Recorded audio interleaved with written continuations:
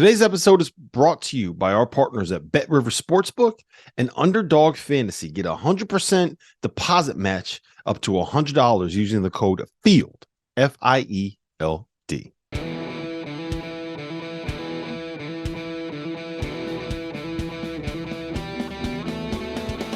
Now let me welcome on to the Top Dogs podcast, Florida head coach Todd Golden, one of the only guys that coached against both Arkansas and UConn this season. So I figured who better to come on and break down this matchup with me than a guy that knows both teams. First and foremost, Todd, what's going on, man? How you doing?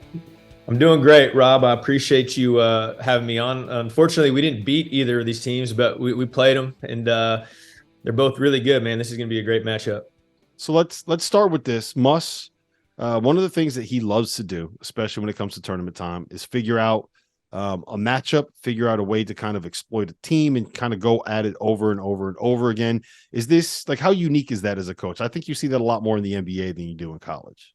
Yeah, exactly. I was going to say, I think a lot of teams, you know, when you look at the difference between college and basketball, you kind of think of college as being more system oriented and the NBA being more player oriented or matchup oriented. But Muss definitely has a lot of attributes to his program and the way they play to how he was in the NBA. And a lot of times, especially later in the game or in the second half, he's going to try to find a matchup that he likes on the offensive end, run just a simple high ball screen to get a switch, and then let his guys go to work. And then defensively, they do a really good job using Jordan Walsh as kind of a great athlete and playmaker defensively. And they run that little run and jump trap with him a lot to take advantage of a guy maybe if they don't think they can shoot or something they can take advantage offensively and have somebody beat him that way. And so he'll definitely throw some wrinkles out there that are unique compared to other coaches.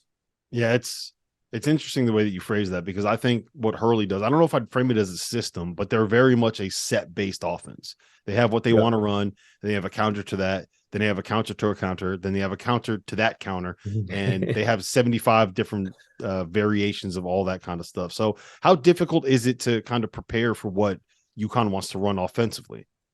I'll tell you what, Rob, we saw them up close and personal at the PK85 and they were fantastic. And then we played them and hosted them in early December here. When we played them, after the game was over, I thought they could definitely be a team that competes to win the national championship. I thought they were incredibly deep, talented. Their 5-man combination is incredible. You got Sanogo starting the game and then Klingon coming in and they're both great players, and they're kind of they're a little fire and ice. They're a little different, but man, they can really hurt you in different ways. Sanogo is obviously a great low post, space eater, rim finisher, a guy that can really just put a lot of pressure on the defense that way. And Klingon obviously is solid with his back to the basket, but just creates so much gravity towards the rim on his rolls and playing out of the pick and roll game. And they're huge threats. And then the way Hawkins shoots the ball. Calcaterra has been playing well off the bench. They just have a lot of weapons. They're deep, they're old, they're tough. They're bringing guards off the bench that are, 4th and 5th year seniors. And they're really connected. I thought they were great early. They had a little stretch in the middle of the year where they weren't as, playing as well. But now you see over the last 10 or 12 games, they're back to playing incredibly well and like one of the best teams in America. So let's start with Arkansas here. And, they got 4 different guys, I think, that can win them a game on any given night, whether it's Anthony Black, Nick Smith, Ricky Council, or Devo Davis.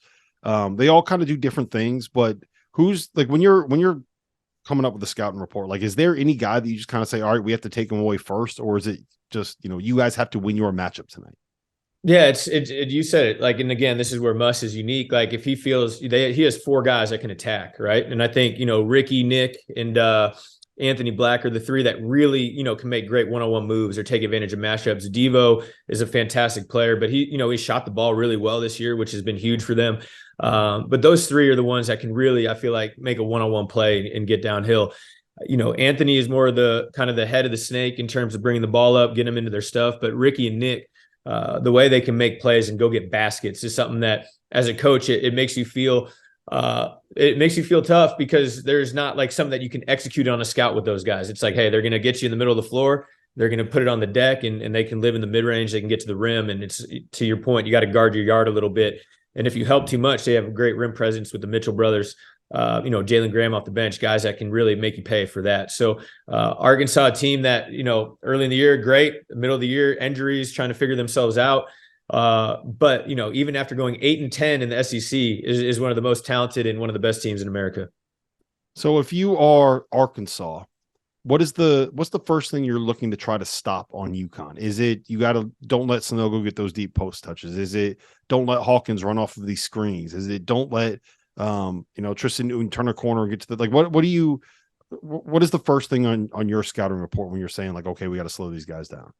Yeah, I think for Arkansas, a huge key is going to be transition, keeping UConn out of transition, not allowing them to get downhill and make easy plays that way. And then I think more importantly than anything is going to be them guarding the 3-point line. Arkansas has really good, length and does a great job protecting the rim. One of the best 2-point percentage defenses out there. And so I think they'll live a little bit with UConn trying to bang them in the post and trying to finish tough twos over their size. But with the shooting that UConn has, that's the way that this game can kind of get away from Arkansas if it doesn't go their way, is if UConn hits 6 or 7 threes in the first half and is able to extend that way. So I'm thinking if I'm us, I'm going to be like, hey, I'm going to take these guys out of transition. I'm going to make them try to operate against our set defense. We're going to switch. We're going to keep them in front, make them finish tough twos. But if they do a good job defending the 3-point line, I think that'll be a big key for them. You guys ever get tired of trying to prove that you won an argument, that your takes weren't hot, they were right? Well, I have an answer to all of your problems. Vaulted is a new sports prediction app that turns your opinions into facts. You can store all of your predictions and hot takes in your vault now and forever. Challenge your friends, keep track of the results, and prove that you are, in fact, the smartest. Vaulted will also be releasing more than 50 pools during the NBA playoffs. So download the app, the link below for your 3-month trial, store your predictions now, and keep them forever. Today's episode is presented by Underdog Fantasy, the easiest place to play college basketball's pick'em, where you get real cash prizes simply by picking player stats in this weekend's games. In pick'em, all you do is pick whether a player will go higher or lower in Underdog's projected totals. That's points, rebounds, whatever. If you're like me and you think Marquise Noel is going to go absolutely nuts this weekend, pick higher on his points projection, throw in a couple of other picks, and if you hit them all, you can win 20 times your money on a single game. Underdog's slick mobile app is easy enough that dummies like Jeff Goodman have even figured it out.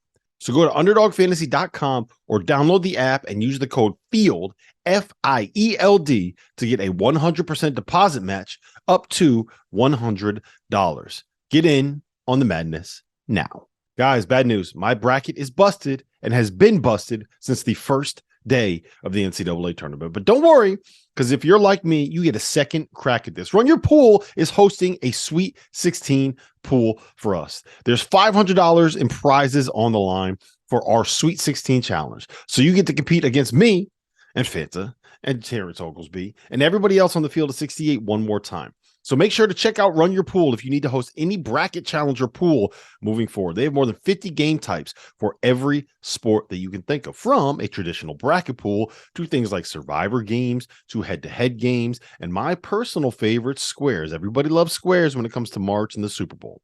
The scoring is customizable, and you can tailor your rules to your liking. So make sure you go to play.runyourpool.com/field68. That's FIELD 68, and get your picks in before the Sweet 16 tips off. How about the offensive glass? UConn is obviously number one in the nation in offensive rebounding percentage. Arkansas, I mean, they can rebound the ball, but it's very different than when you go up against the beast like Adama Sanogo, when you go up against a 7'2" Monstar like Donovan Clingan. You got an athlete like Andre Jackson out there. They're just, it's relentless. So how do you see that matchup working out? You know what? The SEC is it's really unique, and it's one of the things that I just kind of wasn't truly aware of until getting out here and being out here for a year. But there's such great offensive rebounding teams in this league. Like it's just a war on every shot. And if you go and look, at the KenPom defensive rebounding percentages for a lot of these SEC teams, they're bad. They're in the 200s. We were in the 300s. There was a couple other teams that are down there. And we're still trying to figure out, is that because teams are just elite on the offensive glass? What is it? But I think the SEC definitely will prepare Arkansas for that. I think they see it when they play teams like Auburn, A&M, Kentucky, where they have great rim pressure on the offensive glass. So I think Arkansas, with their athleticism, their length, and their physicality, you got to always be mindful of Sunogo and Klingon and Jackson and those guys. But I feel like they should be ready for that in this game.